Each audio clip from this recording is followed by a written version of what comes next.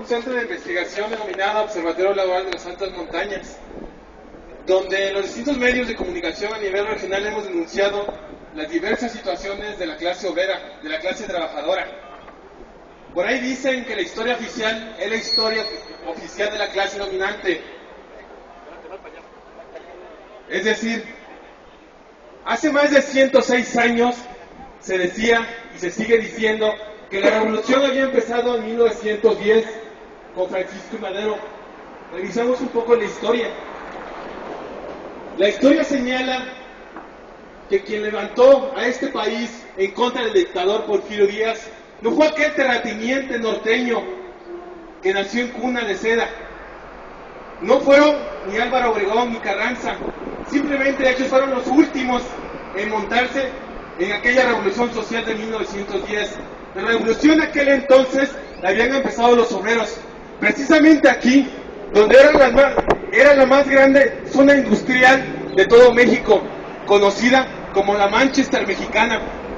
Todo el Valle de Orizaba albergaba miles de obreros, y precisamente con su insurgencia y su misión fue la que empezó aquella revuelta aquí precisamente en Río Blanco, que se extendió en Acayuca, en Tlaxcala, en Baja California, donde habían creado todo un movimiento nacional. La historia sigue siendo oficial y las condiciones de aquel entonces no son tan diferentes como las de hoy en día. Hasta hace poco, hace 20 días aproximadamente, se oficializó el 2.96 pesos el salario mínimo. Una vergüenza de la clase política. Aquellas condiciones de 1910, de 1906 a las de ahora no son muy diferentes. El salario mínimo no alcanza más que para el 12% de la canasta básica. Aquel entonces se decía explotación y hoy se sigue con esas condiciones. Hay un mecanismo legal muy evidente, que es la subcontratación, el outsourcing.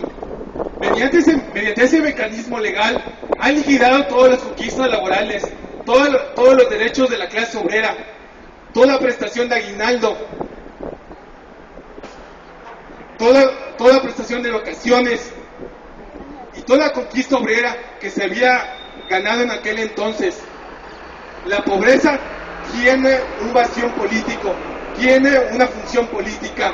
Por ejemplo, hasta el año pasado, el 2015, las elecciones, teníamos el porcentaje al 71% de la población en pobreza. Curiosamente, es la población que fue a votar. No es coincidencia, la pobreza tiene una función política.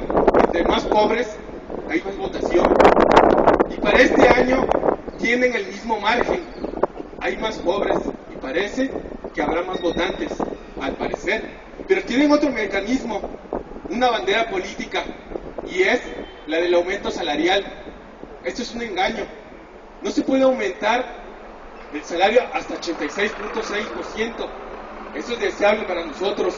Pero meten un mito, tanto los economistas como los contadores, como toda la clase política, que el aumento salarial genera inflación. Mentira, idiotez total. Y aquí lo podemos debatir. El aumento salarial no genera inflación, genera pérdida para el patrón, y aquí cualquiera lo puede refutar. Es decir, el Estado, mediante sus ideólogos, mediante sus voceros, han creado todos unos mitos en economía, en contabilidad. No podemos engañarnos a nosotros mismos, pero tampoco podemos jugar en sus mismas normas. Sus normas son las de las elecciones. Esa será su bandera política, y por lo menos el PRD ya lo dijo, que promete el aumento hasta 100 pesos y hasta el año 2008 a 120 pesos. Y quizá lo puede hacer, pero nosotros no nos podemos engañar, ni podemos ponernos detrás de ese burro. No podemos jugar su juego simplemente porque ya lo hemos visto. La clase política electoral ha sido todo un engaño. Se ha avanzado mediante la pobreza, la demagogia, y eso ya no lo podemos permitir. Debemos entonces reivindicar lo que hicieron los obreros de aquel entonces de 1906, crear nuevas leyes, crear nuevos derechos, y el principal es el derecho al trabajo, el derecho a la dignidad. Pero solos no lo podemos encontrar.